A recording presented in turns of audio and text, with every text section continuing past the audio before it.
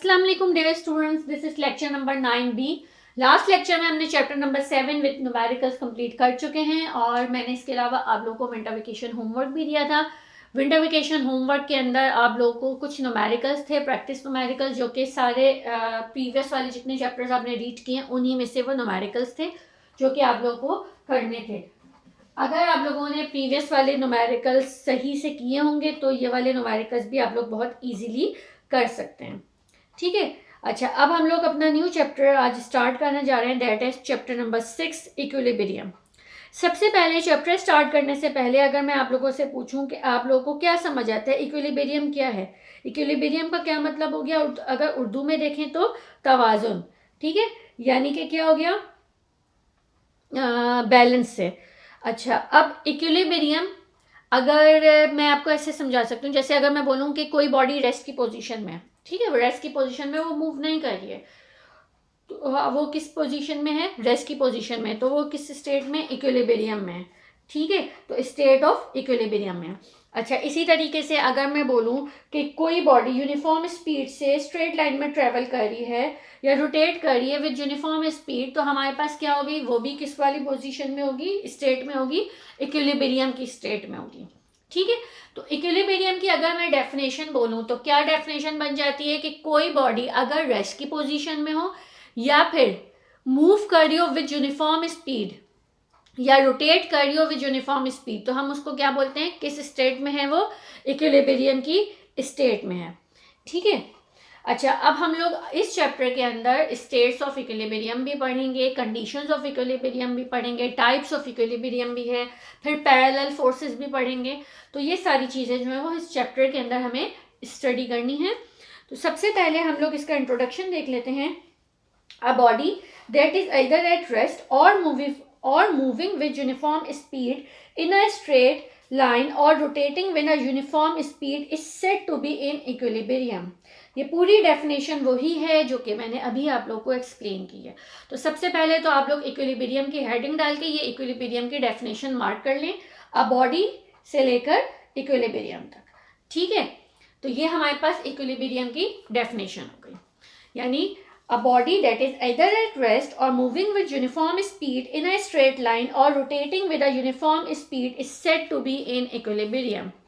अच्छा, अब मैंने आपको बताया कि अभी types of equilibrium, 2 types of equilibrium हो सकती हैं, एक तो स्टैटिक इक्विलिब्रियम होगा और एक डायनामिक इक्विलिब्रियम होगी।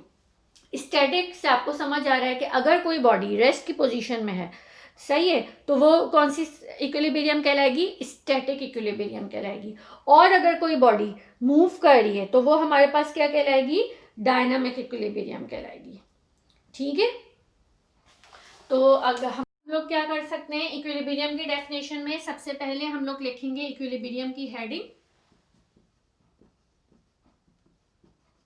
और फिर उसके बाद उसकी डेफिनेशन लिखिएगा जो कि मैंने अभी मार्क करवाई है। ठीक है, फिर आप लोग हेडिंग डालेंगे काइंड्स ऑफ इक्विलिब्रियम। क्या हेडिंग डालेंगे, काइंड्स ऑफ इक्विलिब्रियम। ठीक है, इक्विलिब्रियम पूरा लिख लीजिएगा। फिर आप यहां लिखेंगे there are 2 kinds of equilibrium, number 1 is static equilibrium और नंबर 2 इज डायनामिक इक्विलिब्रियम। ठीक है, number 1 static equilibrium, number 2 dynamic equilibrium. Equilibrium समझ आ गया। अब उसकी काइंड्स हमारे पास 2 हैं, एक है स्टैटिक और दूसरी है डायनामिक। ठीक है, अच्छा, अब स्टैटिक क्या था, मैंने अभी थोड़ी देर पहले आप लोग को बताया कि जब रेस्ट की पोजीशन में होगा तो हम क्या बोलेंगे, कौन सी स्टेट में, स्टैटिक इक्विलिब्रियम में। तो इसकी आप लोग डेफिनेशन लिख सकते हैं। अब हम लोग इसी को अपनी बुक को रीड कर लेते हैं आगे।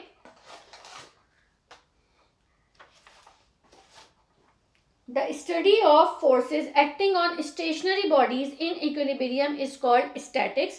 यानी वो फोर्सेस की स्टडी हम करें, यानी जो फोर्सेस किसके ऊपर अप्लाई हो रही है, स्टेशनरी बॉडीज पे, और वो इन इक्विलिब्रियम पोजीशन में ही हो, इक्विलिब्रियम पोजीशन में ही हो, स्टेशनरी बॉडीज हो, यानी कि मूव नहीं कर रही हो, तो वो कौन सी कहलाएंगी, स्टैटिक्स कहलाएंगे। A body at rest is in static equilibrium and that moving in a straight line with uniform speed is in dynamic equilibrium। यानी जब बॉडी रेस्ट की पोजीशन में होगी तो किस में होगी, स्टैटिक इक्विलिब्रियम में, और जब मूव कर रही होगी तो किस में होगी, डायनामिक इक्विलिब्रियम में। Okay, in this chapter we shall study that what conditions are necessary for our body to remain in equilibrium। मैंने अभी थोड़ी देर पहले बताया conditions of equilibrium, आगे पढ़ेंगे। In order to obtain equilibrium we must see that no unbalanced force is applied to the body। याद रखिएगा, equilibrium में अगर कोई बॉडी है तो उसके ऊपर कोई अनबैलेंस फोर्स नहीं है जो कि उसके ऊपर अप्लाई हो रही है।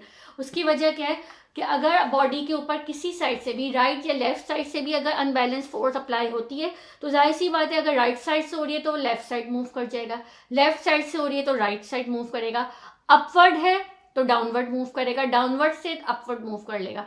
यानी कोई अनबैलेंस फोर्स नहीं होनी चाहिए जब कोई बॉडी इक्विलिब्रियम पोजीशन में हो। Generally, a number of forces act on a body, but they are balanced to give a resultant force equal to 0। अगर कोई फोर्सेस इसके ऊपर अप्लाई हो रही हैं किसी भी बॉडी के ऊपर, अगर राइट साइड पे फोर्स है तो लेफ्ट साइड पे एग्जैक्टली सेम फोर्स होती है, अपोजिट इन डायरेक्शन होती है, ताकि दोनों एक दूसरे के इफेक्ट को कैंसिल कर दें, वो रिजल्टेंट उसका क्या आ जाए, 0 आ जाए। यानी दोनों फोर्सेस अपोजिट इन डायरेक्शंस होती हैं बट मैग्नीट्यूड दोनों का सेम होता है ताकि बैलेंस्ड हो जाए। Sometimes the resultant force on a body is 0, but the body may still have a rotational acceleration about its axis।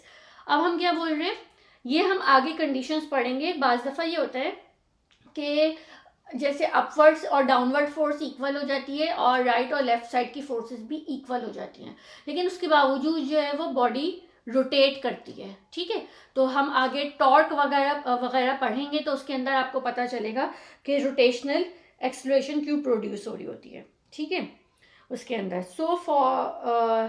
For a body to remain in equilibrium we must satisfy 2 conditions, जो कि आगे read करने वाले हैं। Each of these conditions can be written in the form of a mathematical equilibrium. ठीक है, ये introduction है जो कि मैंने रीड किया, उसके साथ साथ मैंने आप लोगों को अलग से एक्सप्लेन भी किया। अब अगर मैं आप लोगों से पूछूं कि आप लोगों को इसमें क्या समझ आया, सबसे पहले मैंने आपको इक्विलिब्रियम समझाया कि इक्विलिब्रियम क्या चीज़ होती है। ठीक है, उसके बाद मैंने आपको बताया इक्विलिब्रियम की डेफिनेशन कहाँ से कहाँ तक आप लोग मार्क कर सकते हैं। ठीक है, अच्छा, उसके अलावा काइंड्स ऑफ इक्विलिब्रियम, सबसे पहले आप लोगों ने लिखा इक्विलिब्रियम की डेफिनेशन, उसके बाद आप लोगों ने लिखी kinds of equilibrium. Kinds of equilibrium में there are 2 kinds of equilibrium, number 1 static equilibrium, number 2 dynamic equilibrium. अच्छा, स्टैटिक और डायनामिक इक्विलिब्रियम की डेफिनेशन मैं आप लोगों को डिक्टेट करवाऊंगी, फिर आप लोग लिखिएगा, क्योंकि बुक के अंदर तो आप लोगों ने देखा एक ही लाइन के अंदर दोनों लिखी हुई हैं, तो मैं इसको प्रॉपर तरीके से डिक्टेट करवा रही हूँ, आप लोग अपने अपने रजिस्टर्स में इसको लिख लीजिएगा साथ ही। ठीक है, लिखें, स्टैटिक इक्विलिब्रियम की हेडिंग डलेगी और उसके साथ लिखिएगा a body at rest is said to be in the state of static equilibrium. A body at rest is said to be, SAID, said, yeah, is said to be in the state of static equilibrium। ठीक है, अच्छा, अब दूसरी definition है dynamic equilibrium की। दूसरी definition कौन सी हो गई, डायनामिक इक्विलिब्रियम की। डायनामिक इक्विलिब्रियम में आप लिखिएगा if a body has uniform motion along a straight line is said to be, if a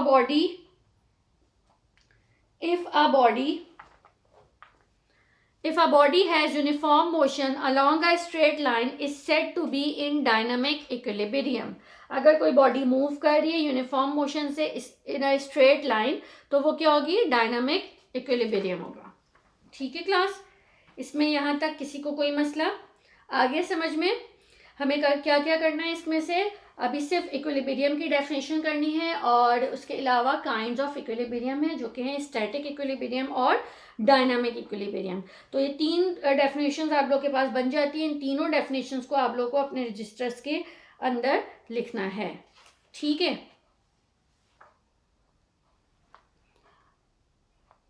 class बस आज के लेक्चर में इतना ही रखते हैं ताकि आप लोग को ये चैप्टर जो है वो जब हम स्टडी करने से पहले इसका इंट्रोडक्शन आज के लिए इनफ है, ताकि आप लोग इस चीज़ को समझ लें कि इक्विलिब्रियम क्या है और इसकी स्टेट्स क्या हैं। और इस चैप्टर में हमें क्या क्या आगे रीड करना है। आप लोग को मैं एक होमवर्क ये दे रही हूँ कि सबसे पहले तो आप लोग को इक्विलिब्रियम रीड करना है, वो ये इंट्रोडक्शन रीड करना है पूरा, इसके अंदर से इक्विलिब्रियम और काइंड्स ऑफ इक्विलिब्रियम लिखना है विद डेफिनेशंस प्रॉपर, जो कि मैंने अभी लिखवाई हैं। उसके अलावा पैरेलल फोर्सेस मैंने आप लोगों को यहाँ पर गिवन है पेज नंबर 85 पर। पेज नंबर 85 पे पैरेलल फोर्सेस है, जिसकी दो ए और बी दिए में है, resultant of two like parallel forces और resultant of two unlike parallel forces. ठीक है, ये आप लोग रीड करके रखेंगे, आप लोग रीड करिएगा। नेक्स्ट लेक्चर में जब हम लोग ये पढ़ेंगे तो इससे पहले आप लोग को ये थोड़ा बहुत समझ आ जाना चाहिए, क्योंकि पैरेलल फोर्सेस से आप लोग को बहुत इजीली समझ आ जाएगा कि पैरेलल लाइंस कौन सी होती हैं। ठीक है, पैरेलल लाइंस अगर पहले से पता होंगी तो आप लोग को जब मैं लेक्चर समझा रही होंगी तो पहले से थोड़ा बहुत नो हाउ होगी। ठीक है, तो आप लोगों का होमवर्क यही है कि आप लोग को डेफिनेशंस करनी है और इंट्रोडक्शन तो रीड करना ही है, वो ऑलरेडी मैं करवाई चुकी हूँ। उसके अलावा पैरेलल फोर्सेस आप लोग को पढ़ के पहले से रखनी है। Okay, thank you.